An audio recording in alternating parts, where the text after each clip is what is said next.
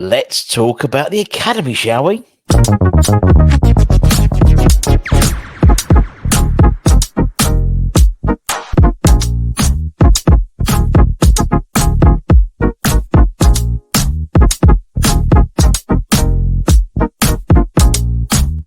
So everybody, Russ and the West Ham Network. Hope you are all safe and well. If you're new around here, I don't know why I'm moving my mic up, but give it a like, give it a share, give it a comment, give it a bloody good subscribe. Hope your Monday's going well.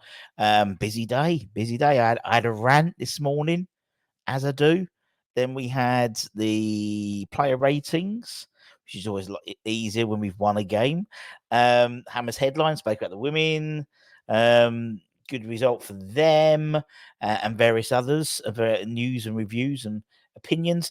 And then we've got now, which is the Academy show. We do it every week. So anyone who's new to the channel, every week we take some time out to look and talk about the Academy in a bit more detail, because as we know, the Academy is very important to West Ham and not enough spotlight on it. And there's some really good players in the Academy. And so that's what we're going to do. We're going to give you a bit of, and in terms of how these usually work, we usually give you like any news, anything interesting. Nothing really interesting this week as such. And then we're going to go straight in to talk about the Academy loans.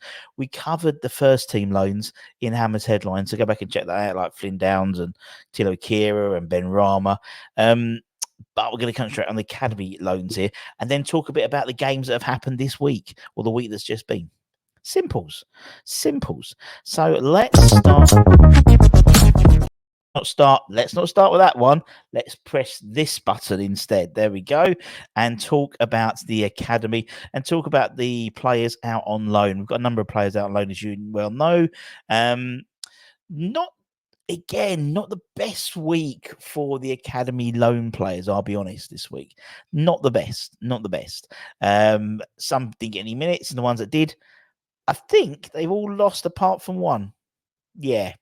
In terms of Callum Marshall, once again, he was an unused substitute for the matchday squad as West Brom on Friday beat Coventry 2-1 and maintained their fifth spot in the Championship.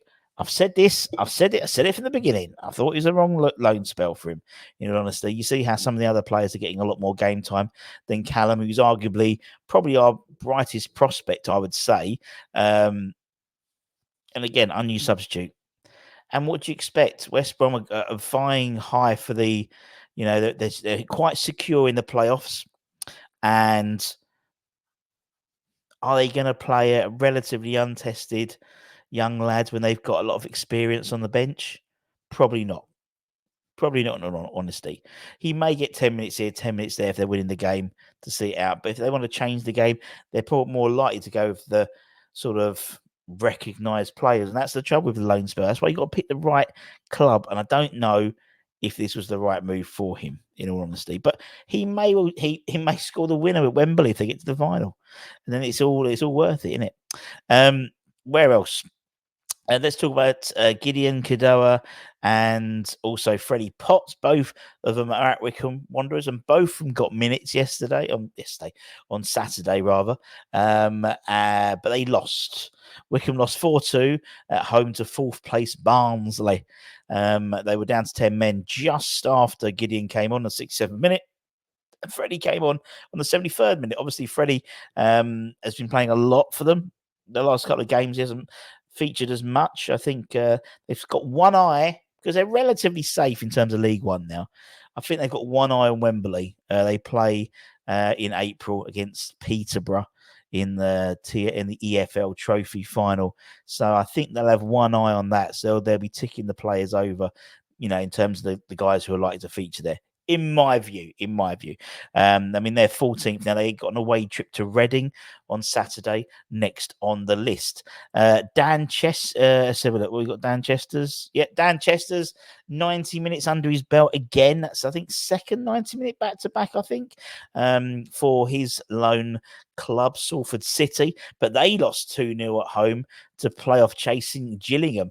Dan operated on the left-hand side, left wings of a 4-2-3-1. He played on the 3 on the right-hand side, showing his adaptability. As last week, he played most of the game, if not all the game, I think, at right back, which is the sort of converted. He has always been a right winger by trade, but Steve Potts, moved him back to a sort of right back, right wing back. And I think that's going to be his position going forward, in all honesty, particularly if you think coming back to West Ham, we're looking for someone on the left-hand side, maybe. We've got someone like Emerson. We need an alternative, a similar type of player, attack-minded fullback on the right-hand side. I think Dan could possibly be that person, in all honesty, but we'll wait and see. Elsewhere, Dagger and Redbridge. Kean Forson is there, and again another 90 minutes. He's been knocking out the 90 minutes for the National League side, as they what did they do? They won. They won 3-1 at home at the Chigwell Construction Stadium, beating Altrincham 3-1. Next up for the Daggers is an away trip to Southend at Roots Hall. That'll be a good game. Be a great game. Also, because Southend are only 2 places above them in the league. However, they're on the same points, so it really would be a real grudge match. Elsewhere, in terms of other loan signings, Heggie, where's Heggie? There he is. He's actually playing tonight. Den Bosch are playing tonight. They're playing Groningen. I should have said it first time. It's Groningen, and people would have just assumed I know what I'm talking about. They play Groningen tonight in the Dutch second division. Den Bosch, his side, are currently rock bottom of the Dutch second league, and they're currently 3 points adrift from 19th place. Jon FC Utrecht and 18th place Top Os. However, they do have the game in hand, and they have a superior goal difference, so a win would catapult them to 18th in the Dutch second division. So all to play for. Let's talk about the. Why is it not working? There we go. Let's talk about the games that have been played. 18s didn't play this weekend. They've got 2 games this week. We'll talk about them in a minute. However, the under-21s play. They play Blackburn away on Saturday morning, and it was Saturday afternoon. They finished just as we kicked off at Everton, and they came from behind to beat Blackburn 3-1 and stay second in the Premier League. 2 got first half goals from Louise Howe, and Lewis Orford again overturned the Blackburn opener, and that's consecutive wins with another strong showing. They obviously lost to Chelsea a couple of weeks ago, and since then it sort of kicked them up the arse a little bit, and they've got back-to-back wins. And then a stoppage time free kick from George Earthy secured their 10th league win of the season, despite late pressure from Blackburn at the end. They're only 1 point now behind leaders Spurs. Don't forget that they were Spurs were in for a perfect season, and then we got a draw at Tottenham's training ground. Was it the week before last? To stop that, it's happening again. Unbeaten in the last 5 games. Blackburn were another test for the Hammers, and they had shown some real character and dug deep, despite obviously going down early doors. But as I said, a couple of goals. Another assist. 2 assists for Ollie Scarles as well, from the Weasels goal and for Orford's goal, and then obviously, as we said, a superb free kick from George Earthy, nesting in the top right corner in stoppage time.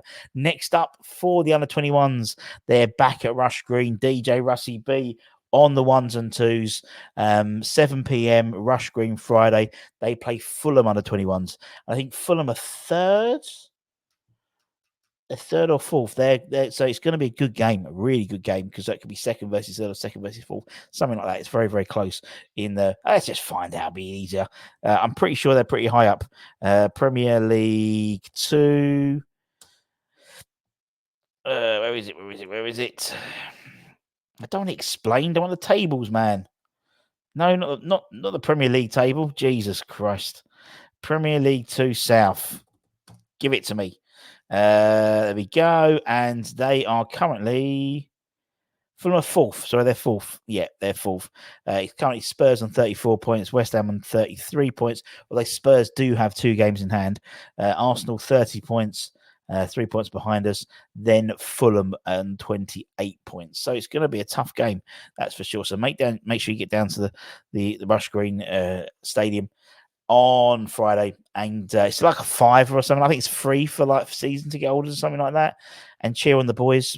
Be great fun. It's a really good atmosphere as always, and you get to see some really good players, really good young players coming through. As I said, the 18s currently they didn't play this week. They last played, I think it was like the 24th or something like that, when they beat Southampton at Little Heath. But they play Norwich at the Lotus Sporting Training Centre on Tuesday afternoon, lunchtime, about 1:30, I think kickoff is. And then they play Villa away, I think it is on the Saturday at 12 o'clock midday. So they got a couple of games back to back, couple of away games before they come back to Little Heath on the 16th to play Brighton. So they sort of catch up a little bit there. But they're still playing very well in the Premier League under 18s as well, riding high at the top of the league as well. So it's all like ticking along quite nicely for the academy, in all honesty. Maybe not so much so some of the loan signings as well at the moment. So Callum's not getting any game time, but the likes of Freddie, Gideon's starting to get some minutes. Dan's getting minutes, obviously. Kean's getting minutes as well. Obviously, Keki's getting minutes at Den Bosch. And that's what it is about, in terms of getting these guys lots of game time outside of, in terms of real first team football. Anyway, peeps, if you like this, keep an eye on the channel. We do it once a week on a Monday sort of late afternoon, early evening time. And as I said, we'll give you, so next week will be a bumper because we'll have 2 from the 18s. We have the under-21s live from Rush Green. I also do a little sort of match review at the game at Rush Green on Friday as well. And if you like what we do, consider subscribing, or if not, just give it a like. It's all free.